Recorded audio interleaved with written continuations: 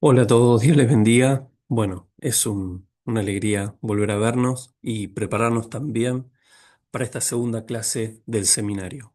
Hoy vamos a hacer este cambio. Vamos a estar viendo el Evangelio de Lucas, que correspondería a la tercera clase de esta materia Nuevo Testamento.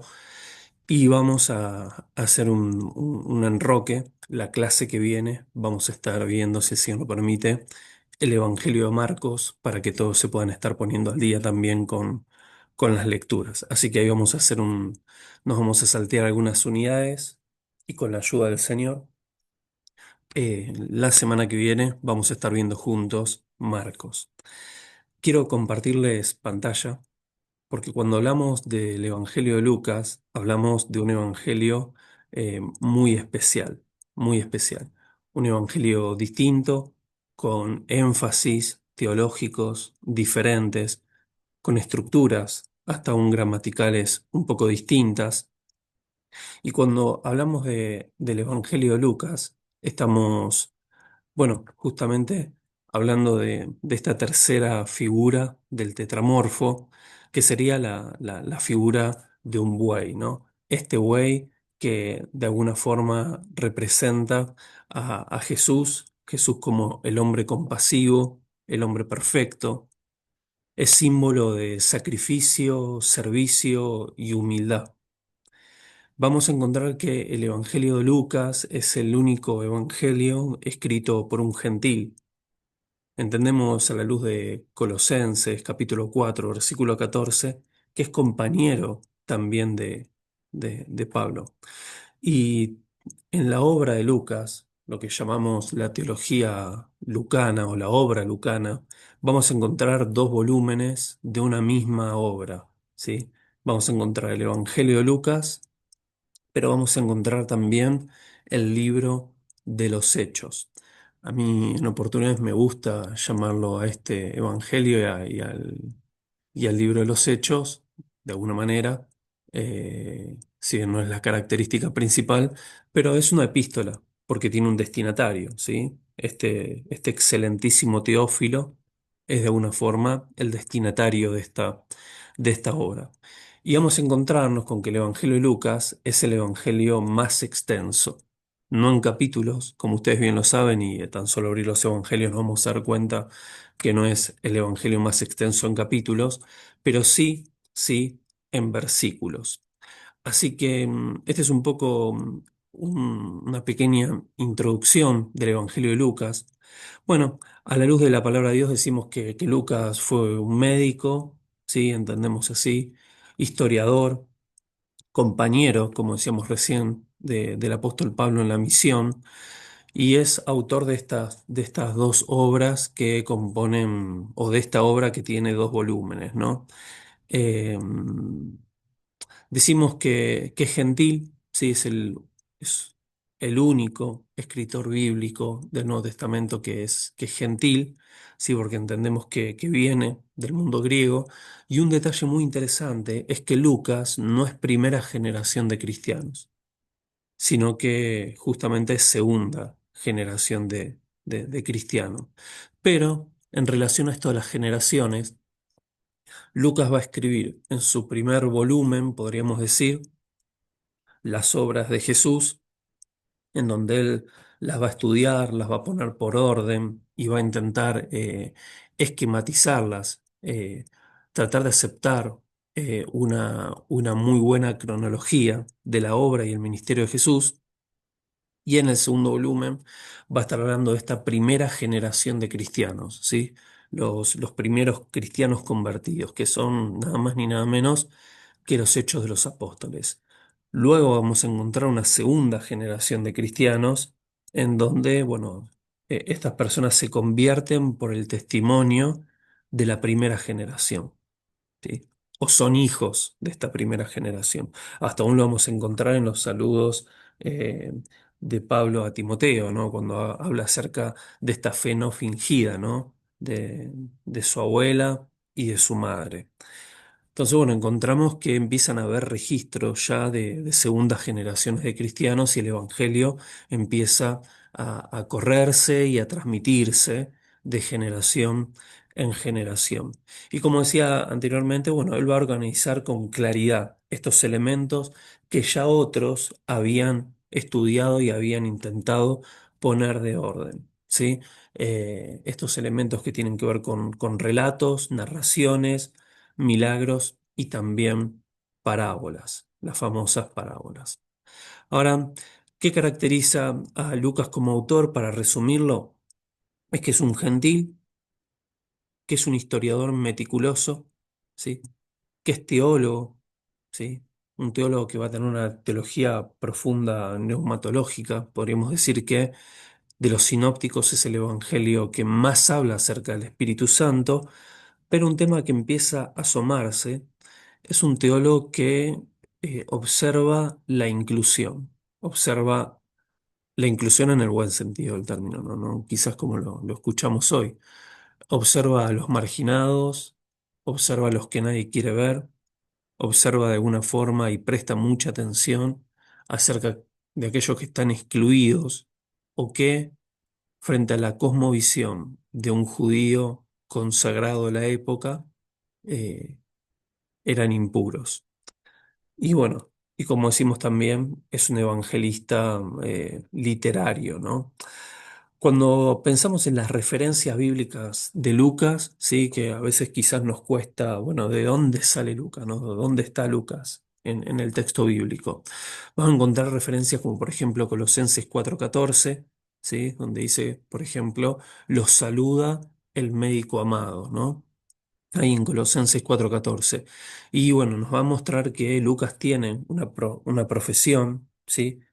Entendemos que este es el mismo Lucas que escribe Hechos y el Evangelio.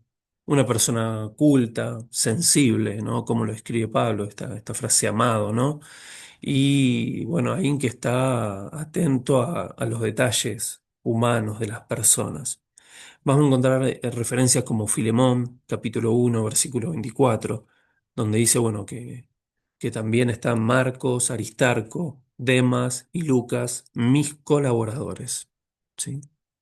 Ahí en Filipenses encontramos otra referencia donde Lucas aparece como un colaborador de Pablo.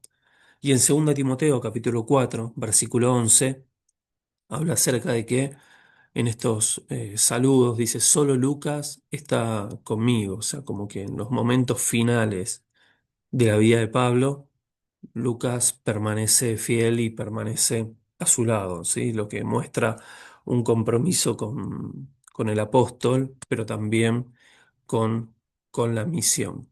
Ahora, cuando pensamos en la misión que tuvo Lucas al escribir, podríamos decir que Lucas va a ser un puente entre el mundo judío y el mundo gentil, ¿no? Porque el objetivo es mostrar para Lucas que Jesús no es un salvador exclusivo de la nación de Israel o del pueblo de Israel o del pueblo judío, sino que su salvación es una salvación universal. Vamos a encontrar textos ya desde el inicio del Evangelio, Lucas capítulo 3 versículo 6, donde dice, verán toda carne la salvación de Dios. ¿Sí? No vamos a olvidar el texto de Hechos, capítulo 1 versículo 8, donde dice, bueno, y me seréis testigos en dónde, en Jerusalén, en Judea, en Samaria y hasta lo último de la tierra. O sea, lo último de la tierra está en el corazón de Lucas. Los gentiles están en el corazón de Lucas. Y para Lucas, y este es un concepto importante, Jesús es el anunciador del mensaje de salvación. Jesús es el anunciador predilecto del mensaje de salvación, pero Jesús también es el mensaje encarnado. Jesús es anunciador, pero al mismo tiempo es el mensaje proclamado. Cuando pensamos en los destinatarios del Evangelio, en primer lugar, tenemos que pensar en Teófilo, ¿sí? Lucas capítulo 1 versículos del 1 al 4, ahí encontramos el prólogo de Lucas y es justamente donde él menciona a este excelentísimo Teófilo, que no tenemos muchas referencias, pero entendemos por tradición y entendemos aún por las palabras que utiliza. Bueno, en primer lugar, el nombre es el nombre de un gentil y por tradición entendemos que es alguien que es de la alta sociedad, ¿no? Que tiene un alto rango dentro de la actividad que él desarrolla. Va a pretender dar certeza y credibilidad de los eventos que son anunciados en el Evangelio. Va a tomar fuentes fiables de testigos oculares, ¿sí? Y fuentes que son fidedignas, que ya otros habían tomado en alguna oportunidad, pero que él también se apodera de ellas, sin olvidar siempre este detalle que mencionamos, que es la intervención y la dirección del Espíritu Santo en el momento de escribir, ¿no? Esta inspiración divina que no dinámica, que no anula al escritor bíblico, sino que se nutre de toda la preparación, toda la formación, toda la historia, toda la teología, todo el trasfondo, todos los recursos que tiene, pero que está completamente gobernado por el Espíritu Santo. ¿Sí? Va a ofrecer un evangelio ordenado, a diferencia de otros evangelios que quizás no respetan o no tienen tanto interés en respetar la cronología. Y como fecha, bueno, hay muchas discusiones. En esta clase, sí, para no irnos en el tiempo, vamos a quizás aceptar la fecha de fines de los 50, principios de los 70 después de Cristo. Y vamos a encontrar algunos enfoques teológicos, ¿no? Algunos enfoques teológicos que tienen que ver justamente con eh, la intencionalidad de armar este evangelio, ¿no? Y entre los enfoques teológicos vamos a encontrar la historia, ¿sí? La historia esta que estudia tanto Lucas, pero pensarla como la historia de la salvación. Una historia con minúscula, que es la historia de la humanidad, que está inmersa en esta gran historia de la salvación de Dios, en esta gran historia con mayúscula. Vamos a encontrar este enfoque teológico de esta salvación universal, una salvación para todos, como les decía recién, donde tiene ciertos ingredientes y matices que tienen que ver con el arrepentimiento de las personas, el perdón ofrecido por Dios y la proclamación del mensaje. Y es también una invitación, ¿no? Una movilización a creyentes, justamente, pero también con el fin y el destino de evangelizar a los no creyentes. Intenta Lucas promover y movilizar al pueblo de Dios a, a justamente a creer en Jesús, aceptar a Jesús, predicar el mensaje de salvación, pero principalmente también evangelizar a los no creyentes. Cuando pensamos en la estructura general del Evangelio, podríamos dividirlo en cuatro secciones. Los prólogos o el prólogo y el nacimiento, los relatos del nacimiento, va a ser Lucas uno de los evangelios donde más encontramos relatos del nacimiento y de la infancia de Jesús. Es más, ustedes lo pueden hacer como tarea para el hogar si quisieran, una tarea personal, no es que la vamos a pedir en el curso, pero la podemos charlar la próxima clase. Y vamos a ver que en Lucas es el único evangelio en donde se utilizan tres palabras diferentes para referirse a Jesús, ¿sí? Ahí en el nacimiento. Se van a usar las palabras como un bebé recién nacido, se va a utilizar unas palabras como para referirse a un bebé de días o de meses o de semanas y se va a referir también a las palabras como un niño que ha sido destetado, ¿sí? Diferentes palabras para referirse a Jesús y a veces eh, en nuestro idioma es traducido como niño. Bueno, por ahí quizás podrían identificar estas palabras en los dos primeros capítulos. Vamos a ver después el ministerio de Galilea, desde el capítulo 3 al capítulo 9. Vamos a ver el viaje a Jerusalén, ¿sí? Como ya hemos visto varias veces, esta expresión de Jesús que afirma su rostro para ir rumbo a Jerusalén. Y en este camino, bueno, va a hablar mucho Jesús del discipulado, de las parábolas y de la tensión con las autoridades.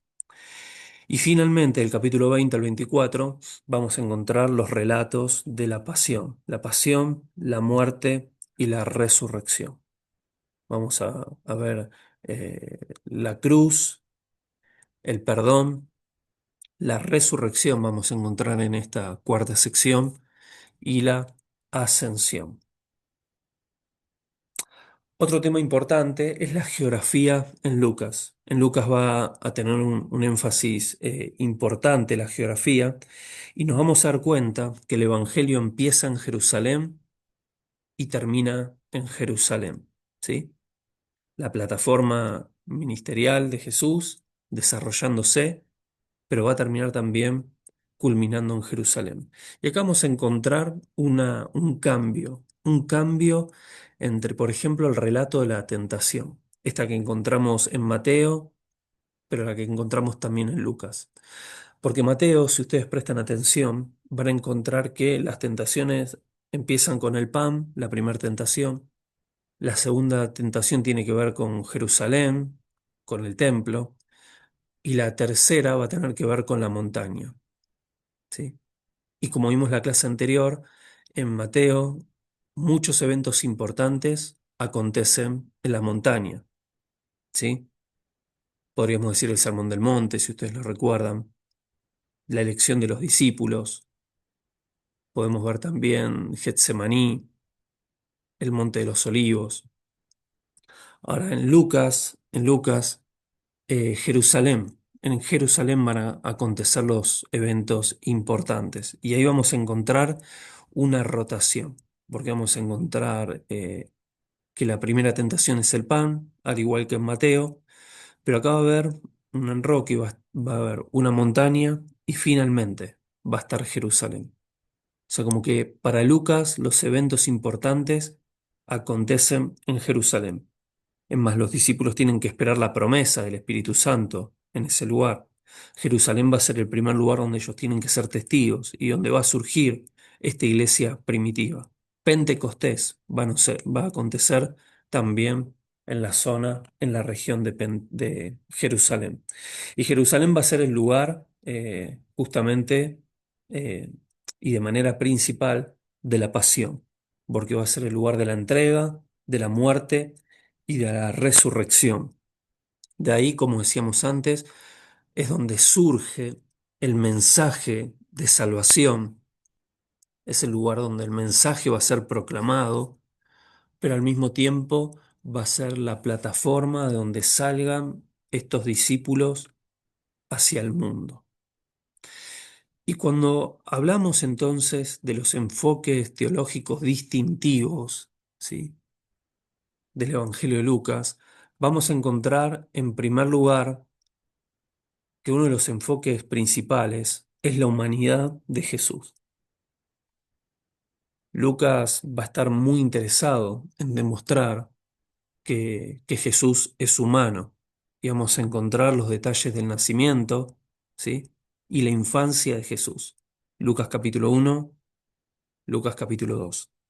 Vamos a encontrar una genealogía que, a diferencia de la de Mateo, va hasta Adán, ¿sí? Pareciera como que es ascendente.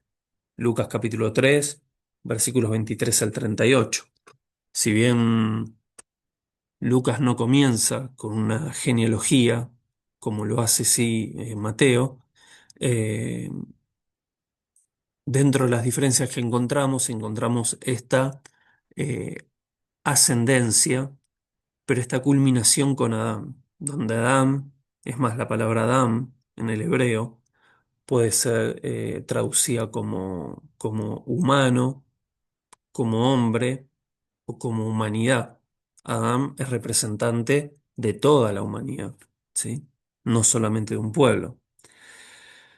Y vamos a encontrar un Jesús que llora, como en Lucas capítulo 19, versículo 41, un Jesús que ora, un Jesús que suda sangre, Lucas capítulo 22, versículos 44, y un Jesús que como todo hombre muere también, Lucas capítulo 23 y 46. ¿Sí?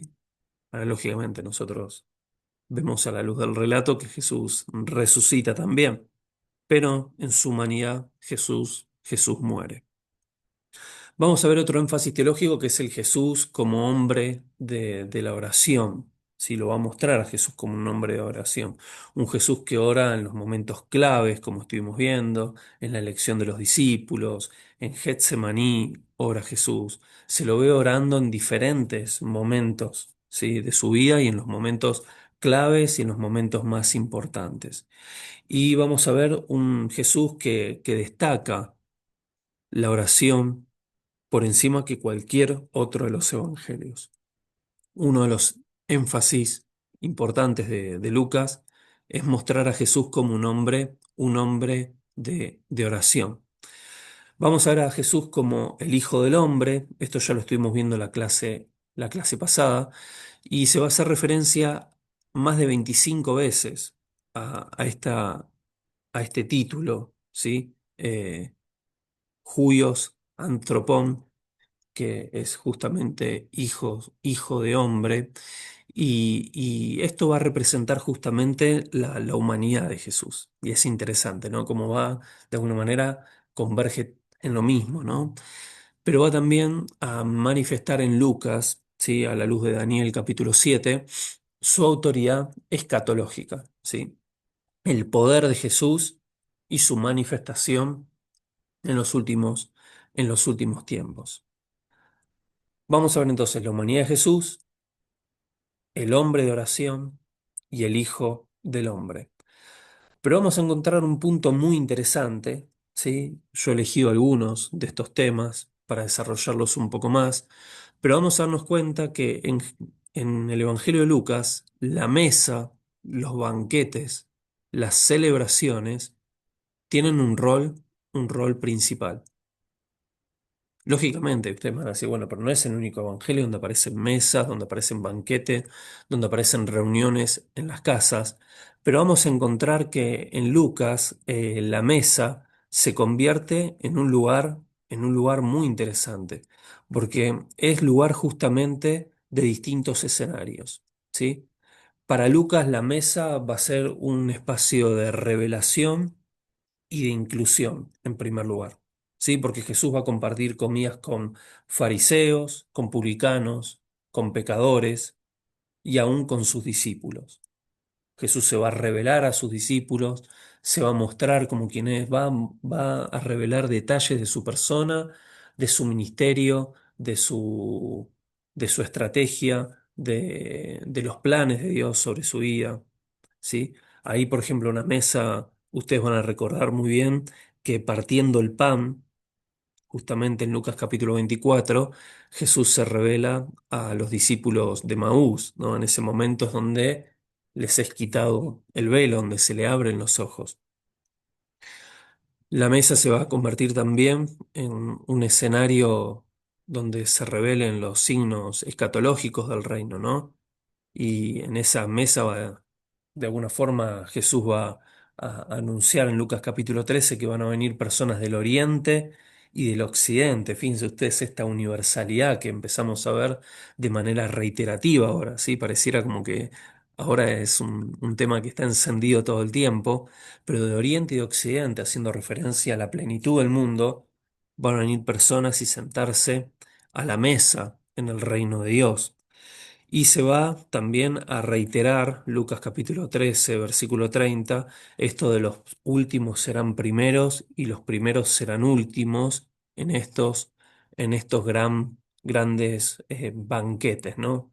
Lucas capítulo 13, versículo 30. En los banquetes vamos a encontrar también los vamos a encontrar en las parábolas del reino, por ejemplo, la parábola del gran banquete, Lucas capítulo 14, ¿sí? Donde los invitados primeros rechazan, pero los marginados son los que son salidos a buscar. Vamos a encontrar la parábola del hijo pródigo, ¿sí? Lucas capítulo 15, este hijo perdido, los hijos perdidos, como digo siempre yo, donde la reconciliación y la restauración termina justamente con un gran banquete. ¿sí? Con una gran fiesta y con el becerro engordado, sí, que va a ser el centro de la celebración. Eh, y el reino no solo se va a asemejar a un gran banquete, sino que justamente comienza con uno, porque justamente va a decir que eh, este, este era necesario, va a decir, si ustedes lo recuerdan bien, hacer fiesta, porque este hijo estaba muerto y ahora ha revivido.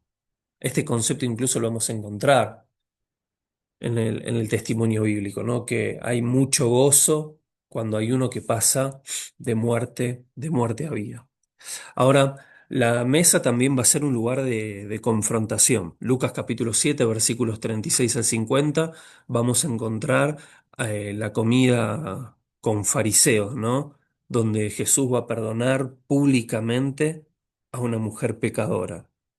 Lucas capítulo 11, versículos 37, Jesús va a denunciar la hipocresía de los fariseos en un ámbito de una comida, sentado en una mesa. Y Jesús va a redefinir la hospitalidad también, esto de invitar a los pobres, invitar a los cojos, invitar a los ciegos, ¿sí? En Lucas capítulo 14, justamente a un ámbito de banquete, a un ámbito de cena. Es más, Jesús, cuando ustedes van a recorrer bien, hace el milagro de sanidad en el Evangelio de Lucas de esta mujer encorvada. Es un muy lindo detalle y podríamos decir que es uno de los milagros que nuclean mucho lo que vamos a estar hablando en esta clase. Justamente a esta mujer la hacen ingresar a la casa, lugar donde las mujeres cuando habían un banquetes, bueno, generalmente no ingresaban. La mesa va a ser un lugar de conformación de la comunidad de fe, del pueblo de Dios. Lucas capítulo 9, vamos a encontrar la multiplicación de los panes, donde todos comen y nadie se queda fuera. Y en Lucas capítulo 22 vamos a encontrar la institución de la cena, ¿sí? Y donde Jesús va a decir, bueno, he deseado ardientemente comer esta Pascua con ustedes, o he anhelado con profundidad, ¿no?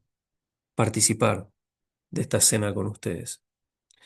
O sea que para Lucas la mesa no solamente va a representar comida, sino que va a representar alianza, alianza con Jesús, alianza con el Padre, alianza entre los hijos de Dios, va a representar memoria, sí, porque encontramos que esto va a rememorar, sí, justamente las obras de Jesús, va a significar resignificación. Este pan es mi cuerpo partido, símbolo de mi cuerpo partido. Y esta copa es símbolo de mi sangre y va a representar también misión, ¿no? Y la mesa también va a ser de alguna forma un número simbólico y estructural. Algunos encuentran 14 referencias explícitas a comidas, escenas que acontecen en una mesa, y Lucas va a estructurar parte de su narrativa en torno a escenas de comida. ¿Sí? Podemos ver en el Evangelio, bueno, distintos escenarios como que parecieran ser el inicio de una nueva sección del Evangelio. Otro tema importante, como veníamos hablando y anunciando, es el universalismo de la salvación, ¿sí? Jesús es un Salvador universal. Como decía la genealogía Bastadán, Jesús es luz para los gentiles, Lucas capítulo 2, versículo 32, no solo para los judíos, sino también para los no judíos. Vamos a encontrar en el Evangelio de Lucas al samaritano agradecido, ¿sí? El hombre samaritano agradecido. Vamos a ver revelada la fe, la gran fe del centurión, Lucas capítulo 7, personas gentiles o personas de alguna manera que no eran del seno del pueblo judío. Y como le decía antes, este mensaje de salvación para toda carne, ¿sí? Que encontramos. Todos verán la salvación de Dios. Vamos a entrar ahora rápidamente a un tema eh, que en lo personal me es muy llamativo, muy interesante, y son los marginados en Lucas. Y el reino de Dios para los que nadie ve, para los que nadie quiere ver. Este gráfico yo ya se los anuncié un poco y se los había anticipado, y es un gráfico que son círculos concéntricos en donde va desde lo más puro frente a la cosmovisión y la teología de un judío de la época, a lo más impuro o a los más excluidos, a los más invisibles. Y dentro de este gráfico, ¿sí? Vamos a encontrar letras, ¿sí? Y dentro de esas letras, cada letra va a representar a distintos grupos, ¿sí? Entonces, por ejemplo, la A, que sería el círculo de los más puros, ¿sí? O los más santificados, ¿sí? Bueno, ahí vamos a encontrar a los sacerdotes, ¿sí? Que son la máxima autoridad o santidad ritual de la liturgia, ¿sí? Vamos a encontrar en Lucas capítulo 1, por ejemplo, versículos 5 al 9, ¿sí? El texto de la narración de Zacarías. Vamos a encontrar que Lucas muestra la humanidad, ¿sí? La incredulidad de este Zacarías. ¿Se acuerdan que se queda mudo porque no puede creer que va a ser padre siendo tan anciano, a pesar que el ángel le dice, tus oraciones han sido escuchadas o han sido oídas, ¿sí? Entonces Lucas le va a interesar mostrar al sacerdote esta imagen tan santa, tan pura, tan preparada, la única capaz, ¿no? De estar en lugares santos dentro de la liturgia, pero un sacerdote incrédulo, un sacerdote que no disfruta plenamente la bendición de Dios. En el grupo B vamos a encontrar a los levitas, ¿sí? Que están asociados al servicio del templo. Y ustedes van a recordar bien en Lucas capítulo 10, versículo 32, en la parábola del buen samaritano, uno de los que pasa al lado era justamente un levita, que ignora, al igual que el sacerdote, ignora a este hombre que había sido herido de muerte. En el grupo C vamos a encontrar judíos piadosos, varones israelitas, ¿sí? Y vamos a ver en estas personas, personas que observaban la ley, van a estar incluidos los discípulos y los testigos del ministerio de Jesús, ¿sí? Dentro de este grupo van a estar también los fariseos, personas que guardaban la ley y las tradiciones, ¿sí? Considerados ritualmente puros, ¿sí? Personas que no querían de alguna manera tocar a los impuros ni mezclarse con ellos, ¿sí? Jesús los va a confrontar de manera muy vehemente en Lucas capítulo 7, versículos 36, Lucas capítulo 11, versículos 37. Vamos a encontrar saduceos que, como vimos la clase anterior, eran como la élite sacerdotal, ¿sí? Personas que colaboraban con Roma, que negaban la resurrección, como vamos a ver en Lucas capítulo 20, y vamos a encontrar también los escribas, que eran expertos de la ley y muchas veces aparecen en conflictos con Jesús, ¿no? En Lucas, por ejemplo, capítulo 11, versículos 45 y 54. ¿Sí? Estas personas, podríamos decir, que estaban dentro de este círculo C, ¿sí? Ahora, cuando vamos al grupo D, ya empezamos a encontrar otras personas que más allá de sus acciones, por su propia condición, vamos a darnos cuenta que ya están muy excluidas de de este círculo que, que de alguna manera tiene su núcleo central en la santidad o en la pureza. Y ahí vamos a encontrar prosélitos, que son gentiles convertidos al judaísmo, que si bien eran personas aceptadas, ¿sí? No eran consideradas completamente puras, ¿sí? Y si bien Lucas no los va a nombrar directamente, van a estar de alguna forma implícitos en su visión universalista, en esto de que el Evangelio es para todos. No hay que confundir esta visión universalista con el universalismo soteriológico. Esto quiere decir que la salvación es para todos sin importar lo que hagan. O sea, te arrepientas o no te arrepientas, vas a ser salvo igual. Sino que tiene que ver con este deseo de que la salvación llegue a todas las personas y que no sea exclusivista del judaísmo, ¿sí? Ahora a estos prosélitos los vamos a encontrar ahí. Pero vamos a encontrar también a los niños, donde no solamente, como he mencionado en alguna oportunidad, no eran considerados o no tenían derechos humanos como al día de hoy, sino que también no formaban parte del sistema religioso, ¿sí? El sistema litúrgico, ¿sí? Más allá de aquellos que entraban en una etapa de preparación y una etapa de formación, pero más allá de eso, socialmente, ¿sí? Ni siquiera eran contabilizados, como yo ya se los he mencionado muchas veces, en la multiplicación de los panes y los peces no dice arbitrariamente sin contar las mujeres y los niños, porque justamente socialmente no eran contados, no eran tenidos en cuenta. Bueno, ellos están justamente en este círculo. Ahora va a ser muy interesante porque en Lucas Jesús los va a poner como modelo de la fe. Hay que hacerse como niño. Hay que tener fe como niño. Lucas capítulo 18. Hay que guardar a los más pequeños. Vamos a encontrar el Evangelio de Lucas. Y no hay que ser de tropiezo para ellos.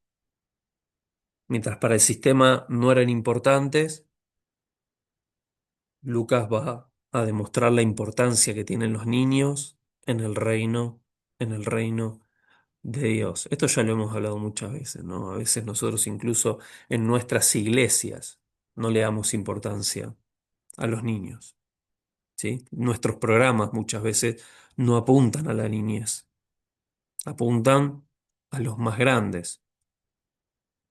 Bueno, para Jesús era muy importante el ser bendición y de edificación para los niños, el salvar a los niños, que ninguno se pierda. Y Lucas va a manifestar también esto y va a poner a los niños como modelo de fe. Lucas capítulo 18. Y va a estar este otro grupo, el grupo E, que vuelvo a decir, no por sus acciones, en algunos casos sí, pero en otros por su condición o por su género, van a estar todavía más excluidos, más lejos todavía. Ahí vamos a encontrar a judíos cuestionados, como publicanos, Lucas capítulo 5, mujeres en situaciones ambiguas, ¿sí? Lucas capítulo 7. Samaritanos van a aparecer muchas veces en el Evangelio de Lucas. Lucas capítulo 9, Lucas capítulo 10. Y personas que van a estar marginadas por estado, por su condición o por moral. Vamos a encontrar también a los publicanos, ¿sí? Estas personas que eran recolectores de impuestos, impuros por tener contacto con los gentiles, pero también por su corrupción. Y vamos a ver que en el Evangelio Jesús come con ellos, con pecadores y con publicanos. Y vamos a encontrar también algunas mujeres, ¿sí? El contacto de Jesús con algunas mujeres que en oportunidades, bueno, están excluidas por ser simplemente mujeres, pero también son excluidas por sus impurezas, ¿sí? Por esta impureza ritual, la menstruación, el estado de viudez, ¿sí? Elementos que generalmente no quiero decir que estigmatizan o que estigmatizaban, pero sí que señalaban a la mujer como un estado de impureza y tenía que guardarse hasta que se culmine ese periodo. Y en muchos casos, estas mujeres son modelos de fe. La mujer es modelo de, de fe. Y vamos a encontrar finalmente el grupo F. Van a ver ahí en los círculos el grupo F y el grupo X. Los F y X no son personas impuras de forma ocasional, sino que son impuros de manera permanente, ¿no? Y dentro de estos impuros permanentes encontramos los leprosos, los endemoniados, las prostitutas, los enfermos crónicos, los marginados sociales. Lucas capítulo 8, versículos 43, Lucas 17, 11. Debemos encontrar, ¿se acuerdan? Lucas la parábola de los 10 leprosos. ¿Sí? Jesús obrando sanidad en los leprosos y hay uno que viene, que es salvado, que no solamente es leproso, sino que encima es samaritano. ¿Sí? En muchas oportunidades, Jesús, en sus relatos, en sus parábolas, los modelos de fe, los modelos a imitar y a seguir, van a ser estas personas, samaritanas, leprosos, mujeres, niños, gentiles, como modelos de gran fe y personas agradecidas. Es interesante ahora si quisiéramos trazar líneas, como Jesús pareciera que en este círculo concéntrico, en la teología de Lucas, ¿sí? Toma personas de los círculos de más afuera y los hace ir hacia adentro. Y aquellos que están o creen estar en los círculos de más adentro son los que están fuera. El anuncio de Jesús, del nacimiento de Jesús, mejor dicho, el anuncio de los ángeles, está dado en primer lugar a los pastores, personas excluidas a nivel social. Los sabios que vienen a adorar son sabios del Oriente, que representan justamente esta, esta universalidad. Y vamos a encontrar este grupo X, ¿sí? La abominación total, excluidos absolutos, gentiles no convertidos, pero presten atención, soldados romanos, criminales, cadáveres, ídolos, y vamos a ver un Jesús que transforma también este círculo. Dentro de los marginados vamos a encontrar a los pobres, ¿sí? Podemos decir, si quisiéramos explorar un poco más, van a estar los pobres que son marginados, las bienaventuranzas van a hablar acerca de los pobres, y los bienaventurados que son los pobres, Lucas capítulo 6. Para Jesús vamos a encontrar, y ahora como les decía antes, va a parecer como que ahora todo habla de esto, pero en Lucas capítulo 12, el rico es un insensato, no es una persona sabia, ¿sí? Es una persona insensata que malgastó su vida. En Lucas capítulo 16, el rico no está en el seno de Abraham, sino que está Lázaro, y el rico está en un lugar de sufrimiento, de perdición. En Lucas capítulo 6, versículo 20 vamos a encontrar este texto que les mencioné antes que dice, bienaventurados vosotros los pobres, porque vuestro es el reino de Dios. El reino de Dios, para Lucas, es de los pobres. A diferencia de Mateo, que va a decir que los pobres en espíritu, ¿no? Lucas enfatiza la realidad material. Y Mateo, bueno, esta pobreza espiritual de la que tanto hablamos en el Sermón del Monte, ¿no? Lucas capítulo 12, versículo 16 al 21, la parábola está del rico insensato, ¿sí? Un hombre que confía en sus riquezas, que no es rico para con Dios, al cual se le dice necio, esta noche vienen a pedir de tu alma, y como yo he dicho muchas veces, ante los ojos de la humanidad o de la sociedad, este hombre es un hombre exitoso, un hombre que le va bien, un hombre que tiene que aumentar sus graneros, un hombre que no sabe qué hacer con tanta riqueza. Ante los ojos de Dios es un necio y un insensato.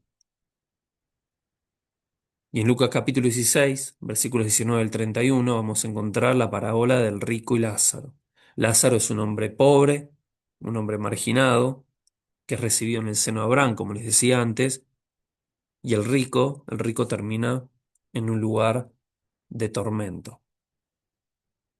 Entonces vamos a encontrar los pobres, las mujeres. El Evangelio de Lucas son buenas noticias para las mujeres. Y vamos a ver que tanto en Lucas, luego lo pueden ver ustedes o lo vamos a ver, me imagino que en algunas semanas más adelante, el Evangelio son buenas noticias para las mujeres. Está repleto de mujeres. Vamos a encontrar a María, a Isabel, a Ana, la viuda de Naín, la van a recordar ustedes, la pecadora, ¿sí? Marta, María, Lucas capítulo 10, las mujeres que siguen a Jesús, ¿sí? Y testifican de su resurrección, ¿sí? Lucas capítulo 1 vamos a encontrar a María que recibe el anuncio del ángel, ¿no? Que canta el Magnificat.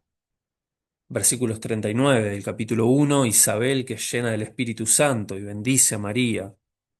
Lucas capítulo 2, Ana, una profetisa anciana que alaba a Dios y habla del niño Jesús a todos. Lucas capítulo 7, la viuda Naín, este, este hijo que le es resucitado, ¿sí? Y este Jesús que se compadece ahora de ella. Justamente estoy cursando un seminario de la maestría en estos días y me toca explorar y hacer un trabajo sobre los milagros de resurrección. Y este Jesús que se solidariza con el que está sufriendo y con el que lo ha perdido todo. Esta viuda Naín, que ya no tenía más esperanzas de ser sostenida por ser viuda justamente, si no es por su hijo, y este hijo que se le muere, y esta desgracia total, pero Jesús que se solidariza. La mujer pecadora que unge los pies de Jesús, lo van a recordar ustedes también, y que él la perdona públicamente, Lucas capítulo 8. Mujeres como María, Magdalena, Juana, Susana, que son mujeres que sostienen el ministerio de Jesús, si no solamente acompañándola, sino también de alguna manera hasta se cree financieramente aportando. Lucas capítulo 10, vamos a encontrar esto. Marta y María, ¿sí? María es elogiada por sentarse a los pies de Jesús, ¿sí? En esta imagen tan particular que había entre los hombres y sus discípulos, o entre los maestros hombres y sus discípulos varones. Bueno, María es elogiada, ¿no? Esta María que había elegido la mejor parte y que no le iba a ser quitada. Y vamos a darnos cuenta que son las mujeres, nada más ni nada menos, en el Evangelio de Lucas, las que observan más de cerca la crucifixión. Muchas mujeres son las que van a preparar el sepulcro, ¿sí? Lo van a tratar de arreglar o de, o de alguna manera ir a decorarlo, a emprolijarlo, a cuidarlo. Y van a ser las mujeres las que reciben de primera mano el anuncio de la resurrección. En Lucas vamos a encontrar que es la mujer que por su insistencia doblega la voluntad del juez. Y la mujer va a ser una mujer que pierde una moneda. Y esto es una imagen hiper controversial para el pueblo judío. Porque esta mujer que pierde la moneda y que se alegra de haberla encontrado, aparece justamente en un contexto de cosas perdidas. Y el que tenía cosas perdidas, ¿quién era? Dios. Este hombre de la casa que tiene dos hijos, que uno se va, el hijo pródigo, y mientras el otro se queda en la casa, está tan perdido como el primero. Este pastor que pierde la oveja simboliza, simboliza a Dios, ¿sí? Que cuando lo encuentra hace una fiesta. Pero Jesús va a decir que Dios también es parecido a una mujer que pierde una moneda y que cuando la encuentra, hace fiesta. Entonces Jesús va a poner en alta estima, en alta estima a la mujer. Y vamos a, si volvemos después al gráfico de los círculos concéntricos, estas mujeres que estaban tan lejos, Jesús las empieza a llevar hacia el centro. Este es un detalle importante, no a menester de pisotear al hombre, pero sí visibilizándola, una mujer que está invisible a nivel social, ni hablar a nivel teológico o espiritual. En el ministerio de Jesús, en la obra de Jesús, en el mensaje de Jesús, en las enseñanzas de Jesús, en los milagros, las mujeres van a tener un lugar importantísimo. Como decía antes, no es el único evangelio que habla de las mujeres, pero en Lucas pareciera, como vimos recién, está lleno de alertas o lleno de referencias al ministerio de Jesús para con la mujer. Vamos a encontrar también enfermos y discapacitados, como decíamos antes, leprosos, paralíticos, endemoniados, ¿sí? Jesús capítulo 5, versículos 12 al 16, Jesús va a sanar a un leproso que se acerca con fe. Lucas capítulo 7, los ciegos ven, va a decir, los cojos andan, los leprosos son limpiados, los sordos oyen. Lucas capítulo 8, ¿sí? Esta mujer con el flujo de sangre que toca el manto de Jesús y es sanada por su fe. Lucas capítulo 13, la mujer encorvada por 18 años, Jesús la llama, si ustedes lo recuerdan bien, hija de Abraham, le va a decir. Lucas capítulo 13, versículo 10 al 17. Lucas capítulo 17, vamos a encontrar también Jesús sanando a los 10 leprosos, pero como les decía antes, hay uno solo, un samaritano que vuelve a agradecer. Y en Lucas capítulo 9 vamos a encontrar un niño endemoniado que es liberado por Jesús. Bueno, personas enfermas, discapacitadas, limitadas físicamente o con enfermedades severas, bueno, que son sanadas. Y vamos a encontrar también un énfasis en los pecadores y los publicanos. Pecadores y publicanos. El evangelio también es para ellos.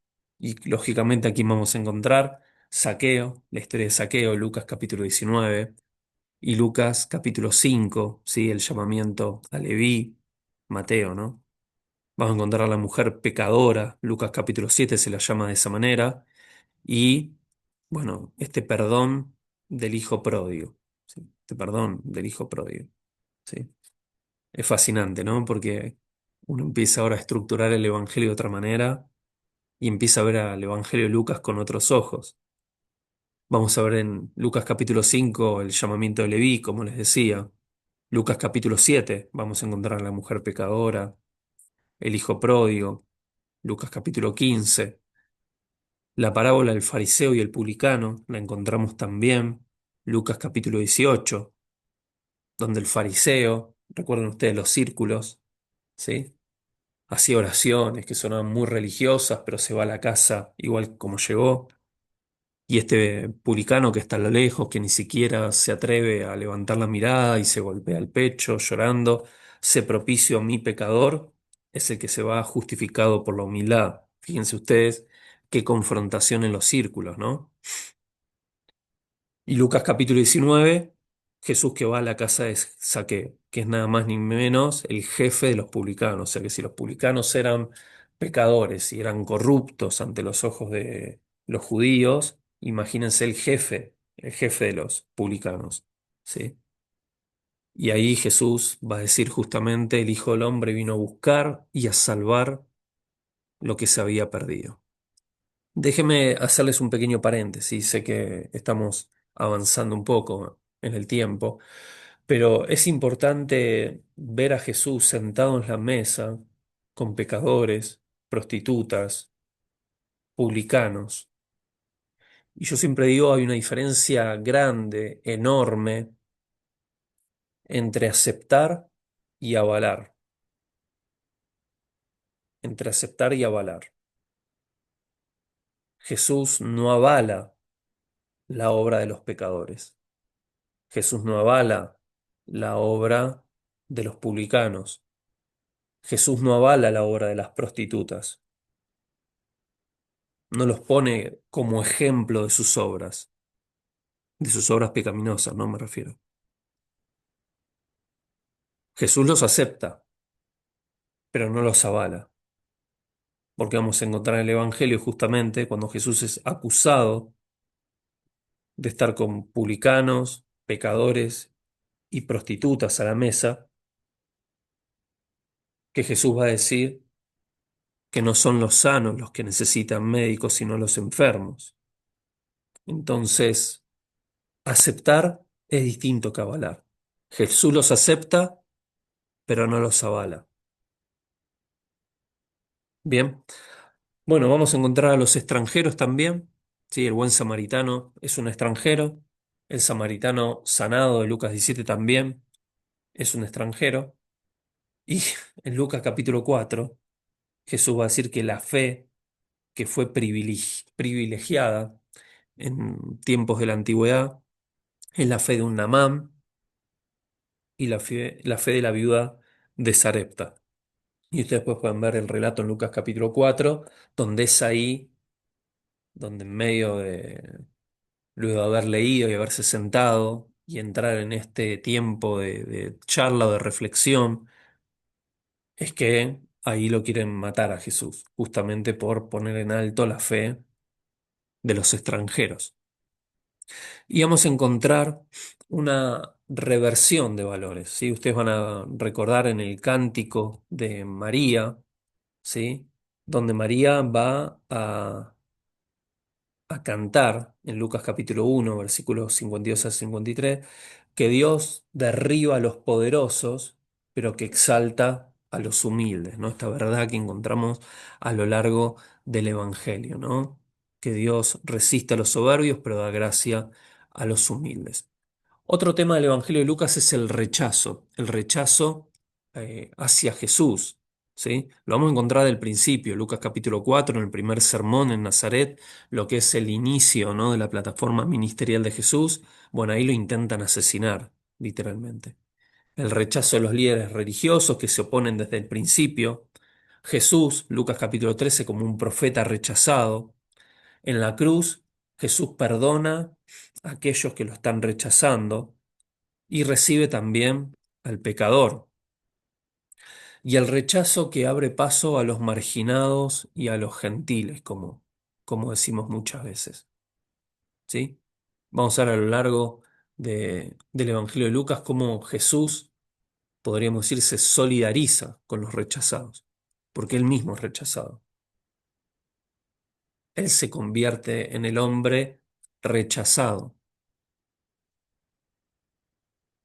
pero se convierte en salvación para todos aquellos que lo aceptan y lo reciben. Encontramos los cánticos en Lucas, ¿sí? Es interesante. Lucas va a registrar el Magnificat, ¿sí? El Benedictus, ¿sí? La salvación y el cumplimiento. El Gloria in excelsis Deo, ¿sí? La alabanza a los ángeles por esta paz que traía a la tierra. Y el Nunc Dimittis, que es luz para revelación a los gentiles, ¿sí? Y un tema crucial del Evangelio de Lucas es también el Espíritu Santo. El Espíritu Santo, como les decía, es probablemente de los sinópticos el evangelio más neumatológico, que más hace teología del Espíritu Santo.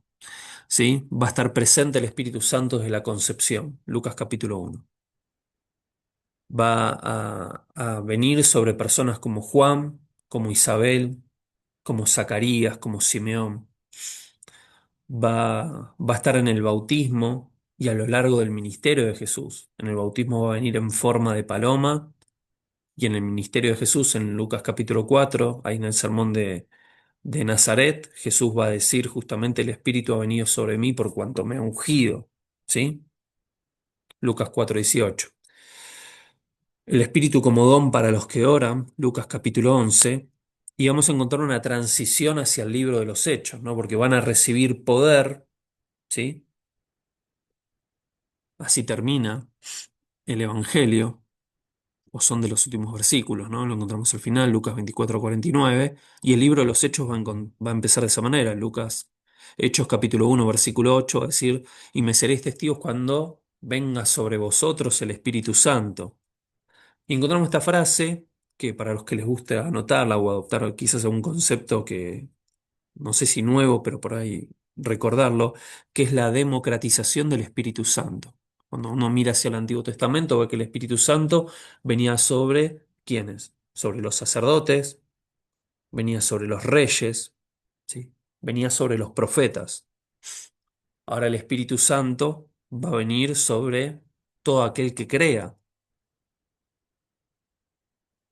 Y este Espíritu ya empieza a cubrir a todas las personas. El Espíritu Santo va a ser el impulsor de la historia salvífica, porque va a ser el que obre en el Jesús terrestre, ¿no? Este Espíritu Santo que ha venido sobre mí, por cuanto me ha ungido para proclamar, para sanar, para liberar, para restaurar, para proclamar el año agradable del Señor. Va a operar en la resurrección, ¿sí?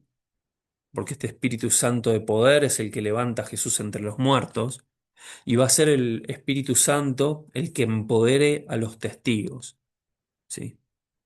Este Neuma Curios, Espíritu del Señor, ¿no?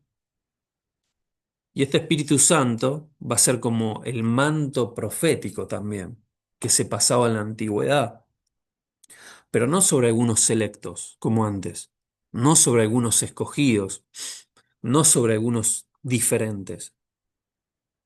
Este Espíritu Santo va a estar en Juan el Bautista desde el principio, este Juan que va a profetizar, esta voz que clama en el desierto, ¿sí? Va a estar sobre Jesús, ¿sí? Y ahí vamos a encontrar esto, ¿no? De es necesario que yo mengüe para que Él crezca. Y este Jesús que va a empoderar a la iglesia, a toda la iglesia. El Espíritu Santo va a operar en la iglesia. Muy bien. Y bueno, podemos avanzar un poco más, ¿no? El Espíritu Santo preparando para hechos, ¿sí? El Espíritu como continuidad de la obra de Jesús. Es más, muchos llaman al libro los hechos no de los apóstoles, sino los hechos del Espíritu Santo obrando a través de los apóstoles. Van a encontrar el Espíritu Santo presente en Lucas, en el Evangelio, como anticipación directa de los hechos, y va a aparecer más de 50 veces. Y Jesús promete en Lucas capítulo 24 que Él va a enviar la promesa de mi Padre, ¿no? Y en Pentecostés, Hechos capítulo 12, encontramos el derramamiento del Espíritu Santo sobre todos los creyentes.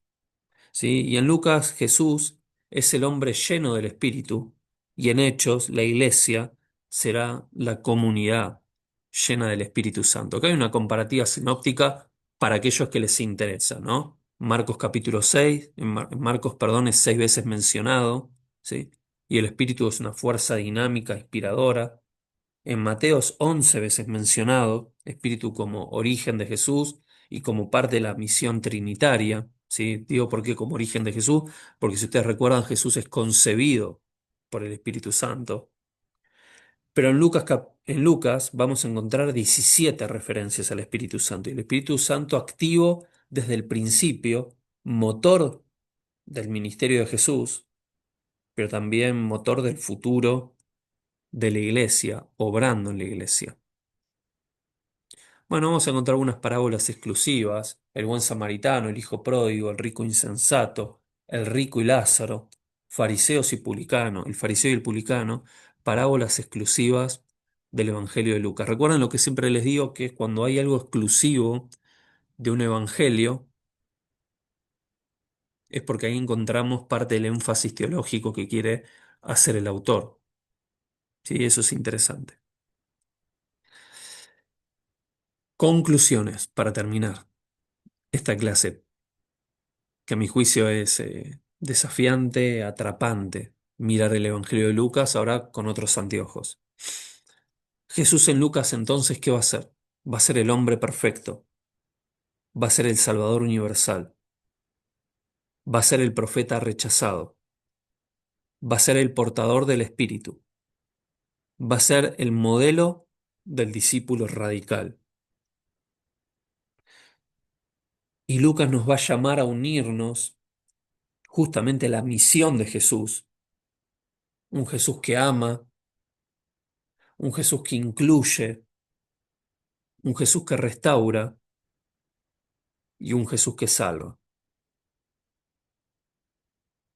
En el Evangelio de Lucas vamos a ser invitados a sumarnos a esta tarea. Y quisiera terminar con este texto del Evangelio de Lucas. Me gustaría que ustedes lo puedan analizar en sus casas, y que la clase que viene podamos comenzar quizás con esto, ¿sí? Más allá de los aportes que puedan hacer de lo que han visto en la clase, lo que les llamó la atención, lo que les gustó, podrían anotarlo. Los que no les gustó, lo que quizás ustedes disienten, también poder conversar, lo que va a ser enriquecedor, pero que pudiéramos orar en estos días y en estas semanas, tomarlas para reflexionar y más allá de avanzar en las unidades de nuestro manual sobre Lucas, que podamos meditar sobre este texto y sacar algunas conclusiones, ¿sí? Y el texto de Lucas capítulo 4 versículos 18 al 19, esta es la plataforma ministerial, lo llamamos muchas veces, que presenta Jesús. ¿Para qué vino Jesús? ¿Sí? Iba a decir, el Espíritu del Señor está sobre mí por cuanto me ha ungido para dar buenas nuevas a los pobres. Me ha enviado a sanar a los quebrantados de corazón, a pregonar libertad a los cautivos y vista a los ciegos, a poner en libertad a los oprimidos, a predicar el año agradable del Señor. ¿Sí? Esto después lo pueden leer ustedes, lo pueden repasar, yo los voy a dejar un instante, igual les voy a mandar el Power para que los tengan ustedes, ¿sí? Donde está un poquito el contexto literario y teológico, ¿sí? Eh, Esta expresión me ha enviado, ¿sí? Está estructurado con 5 infinitivos, podríamos decir. Me ha enviado a anunciar, me ha enviado a sanar, me ha enviado a proclamar, me ha enviado a dar vista a los ciegos, me ha enviado a poner en libertad a los oprimidos, ¿sí? Pero yo encuentro algunos puntos que son interesantes, ¿no? Frente a lo que estuvimos viendo. El Espíritu Santo es el espíritu de poder que unge, pero que también envía. No solamente le da poder al hombre, sino que es dinámico, lo pone en movimiento. Y Jesús actúa impulsado por el Espíritu. Pareciera como que el Espíritu nos empuja a hacer la obra del Padre. Menciona justamente a los marginados, pobres, quebrantados, oprimidos, ¿sí? Va a haber esta reversión de valores, ¿no? Buenas noticias, no para los poderosos, sino para los necesitados, no para los que se creen que están sanos, no para los que se creen que no necesitan de Dios, sino justamente para los más necesitados, no solamente materialmente, no solamente físicamente, sino principalmente espiritualmente. Y vamos a encontrar este universalismo, este mensaje no está limitado a Israel, sino justamente a toda carne. Y en estas aplicaciones que yo encuentro para mi vida, para tu vida, el Espíritu, sin lugar a dudas, nos capacita para la misión. Es nuestro aliado por excelencia. Es en el Espíritu la única manera de poder hacer la obra. Por eso no es un llamado a hacerlo desde nuestras fuerzas, sino desde la unción, desde la visita del Espíritu Santo, desde la recepción del Espíritu Santo en nuestras vidas. No en nuestra carne, no en nuestra humanidad, sino en el poder del Espíritu Santo. La misión comienza con los que nadie ve. Es interesante. Y yo me hacía una pregunta, bueno, ¿a quién estoy mirando como destinatario? ¿Sí? A recibir el mensaje del reino en mi comunidad, en mi día a día. La palabra es una palabra que sana, que libera. La proclamación del Evangelio tiene efectos reales, restaura, libera, ilumina. Somos parte del año agradable del Señor. Y esto habla sin lugar a dudas de la gracia, de volver a empezar, de una nueva oportunidad. Así que, hermanos, yo le doy gracias al Señor por poder compartir este tiempo. Espero que para cuando subamos la clase, bueno, todos puedan estar viéndola, haciendo sus anotaciones, repasar un poco el manual, intentar ir completándolo, si es posible, con la ayuda del Señor, e ir avanzando en los puntos. Si el Señor lo permite, la semana que viene vamos a estar viendo el Evangelio de Marcos y finalmente los invito a reflexionar sobre el texto último que leímos de Lucas capítulo 4, ¿sí? Que ustedes saquen sus propias conclusiones y que podamos, el inicio de la próxima clase, comenzar desde ahí, discutiendo, haciendo una puesta en común, aportando acerca del Evangelio de Lucas y la misión que encontramos en él. Bueno, les envío un gran abrazo, Dios les bendiga a todos y gracias por el tiempo compartido. Bendiciones.